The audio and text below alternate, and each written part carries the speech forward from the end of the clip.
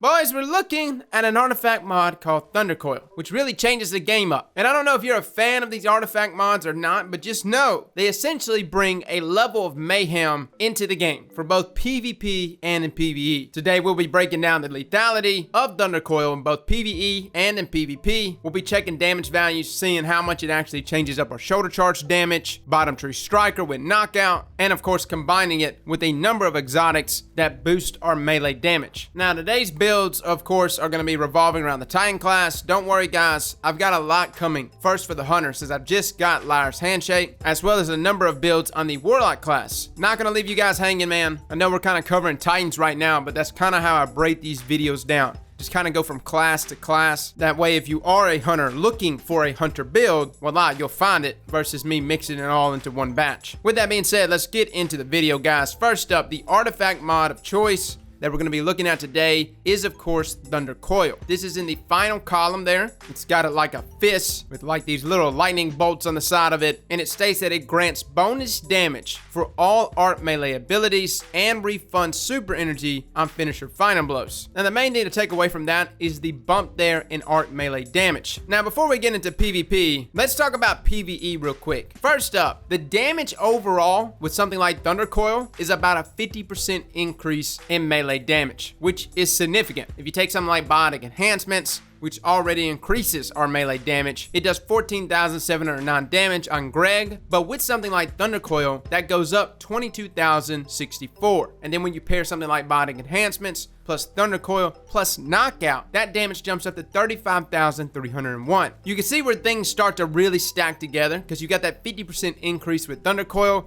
on top of the 60% increase with something like knockout. And then if you wanted to get even crazier, you go biotic enhancements, Thundercoil, knockout, plus 1-2 punch, giving us a whopping damage amount of 105,903. 1-2 punch is essentially tripling our damage of 35,301. Now, that sounds like a lot of damage, and don't get me wrong, it is good. Definitely not bad. But the question comes up, can something like Peregrine Greaves and Seismic Strike, which is top tree shoulder charge for the striker class, beat out something like Peregrine Strike and Hammer Strike? By the way, forgive my pronunciation on Peregrine right now. My mouth is so burnt. I literally burnt it on some microwavable pizza last night, so my P's are a little off because the roof of my mouth is practically missing right now. But essentially, Peregrine Strike plus 1-2 punch plus Seismic Strike plus Thundercoil does a whopping amount of 323,591 damage. That's pretty great. But Peregrine Strike plus 1-2 punch plus Hammer Strike does 400,000 damage. Hammer Strike here has always been top dog in melee damage, at least when comparing all the shoulder charges and their damage. So things like Seismic Strike, what makes it beneficial is, of course, the AoE explosion that you get. And of course, you can pair that with things like Insurmountable Skull Fort. But if you're looking purely for damage,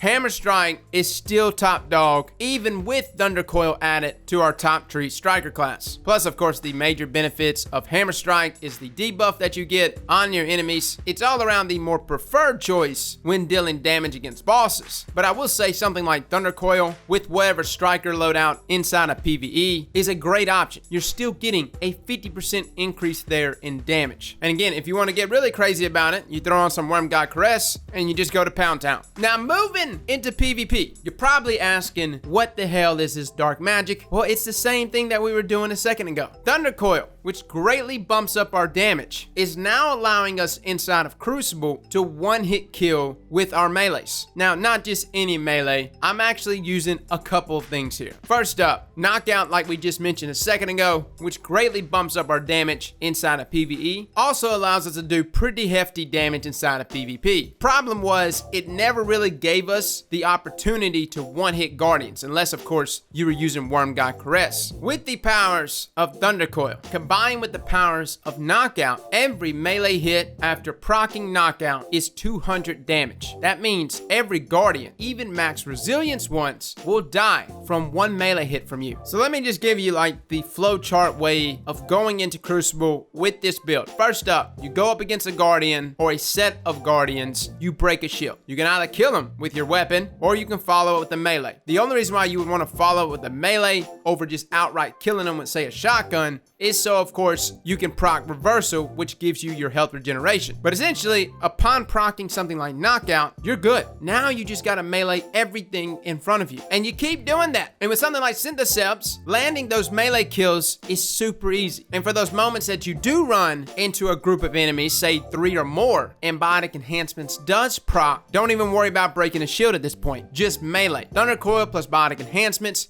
you got the damage, boys. You will immediately be one-hit KOing everything around you. And again, once you proc knockout, that's it. Everyone's done for. Pretty much the only way you can go down is either if they all team shot you or they catch you halfway with the shotgun. But outside of that, you are a force to be reckoned with. Now, another beautiful thing about Bottom Tree Striker with Thunder Coil and Knockout is that it does not require your arc melee ability to be charged. Knockout will always proc whether you have your arc melee ability fully charged or not. That arc melee ability charge is really only for frontal assault, which is nice for weapon damage, of course, as well as stability, but we're not trying to use our weapons right here. No, we're just trying to punch everything. So that's the beautiful thing about this entire setup. Like yesterday's build with Magnetic Darkness, we were fully loading out for discipline, right? This build, even though you are getting one-hit kills left and right with your melee ability, you do not need your melee charge to be fully charged, which allows us here to fully spec in something like Intellect, maybe even double up on some hands-on perks. Getting your super is going to be extremely fast. And on top of that, the neutral game here is second to none, and you don't even have to spec for it, other than, of course, applying Thunder Coil to your class item. So that's like the biggest selling point to this entire thing. Well, fellas, that is Thunder Coil plus Knockout. I wish I had a build name for this, but there's just so many working parts, guys. Probably could have come up with something. Now, of course, if you got a nasty name for this build, comment it down below, all right? I'm serious. I will pin your comment, and I will change the title to this video if your build name is amazing, okay? It's got to be amazing. It's got to be something that I never would have thought about. So comment your build name for this. I'm thinking like on the levels of Knock Knock Thunder. Huh? Nah, I don't know. Well, get your hands on this artifact mod. Try this build out, boys. Some of you are probably gonna say this thing is way too nasty, breaking the crucible, but understand, there are many builds just like this on all of our classes. We're gonna be reviewing them. Last night, I actually played with a Warlock subclass that was allowing me to one-hit kill with scatter grenades. There's also another build on the Hunter class that essentially makes you invincible. I'm not kidding. That build, despite what everything you have seen right here, is absolutely disgusting. It is honestly the most annoying thing to go up against. You've probably already been up against it in comp, but it essentially allows like hunters to tank just a ton of damage. So again, for my hunters and warlocks that are wondering where the hell the builds are, it's coming, okay? Calm down. Well, fellas and ladies, thank you all for coming and watching, and as always, slap that like button like your mama told you right.